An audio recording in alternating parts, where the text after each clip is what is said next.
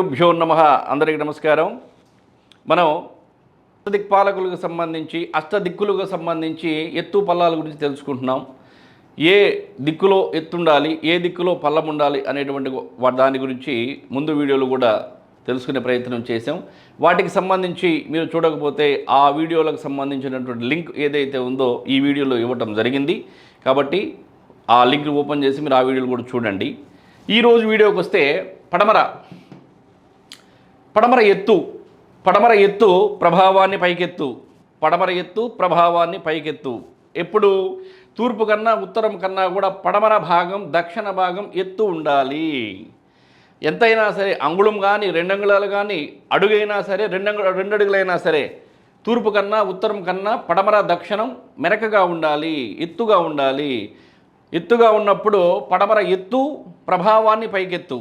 అన్ని విధాలా కూడా మనకి ఎటువంటి ఇబ్బందులు కలగకుండా చేయడానికి పడమర ఎత్తు అనేది మనకు ఉపయోగపడుతుంది. తద్వారా పడమర ఎత్తు పెట్టాలి. తర్వాత వచ్చేసి పడమర పల్లమైన పశ్చిమం పతనమగుట నిత్యము. పల్లమైన పశ్చిమం పతనమగుట నిత్యము. పడమర భాగం గనక పల్లమైతే దినదిన ప్రవర్ధమానంగా పతనం అవ్వడానికి ఆస్కారం ఉంటుంది. ఒక గృహానికే కాదు, ఒక హోటల్కే కాదు, లేదు ఒక వ్యాపార సంస్థకే కాదు, ఒక షెడ్డుకి సంబంధించి అయినా సరే భూమి యొక్క ఏ డైరెక్షన్లో ఎత్తుండాలి, ఏ డైరెక్షన్లో తక్కువ ఉండాలి అనే దాన్ని మనం వాస్తు ప్రకారం ఫాలో అవి తీరాలి. పడమర ఎత్తు ప్రభావాన్ని పైకెత్తు. పడమర డౌను పతనమగుట తథ్యము, పతనమగుట నిత్యము. సో పడమర ఎప్పుడు కూడా తూర్పు ఉత్తరం కన్నా కూడా తక్కువ ఉండకూడదు. అది గమనించి వాస్తుశాస్త్రాన్ని మీరు ఫాలో అవ్వి మీకు ఎటువంటి ఆపదలు రాకుండా మిమ్మల్ని మీరు కాపాడుకోలేనటువంటిదే మా కాంక్ష. దానికోసమే ఈ విషయాలన్నీ కూడా మీకు చెప్తున్నాము. గత వీడియోలో కూడా చూడండి.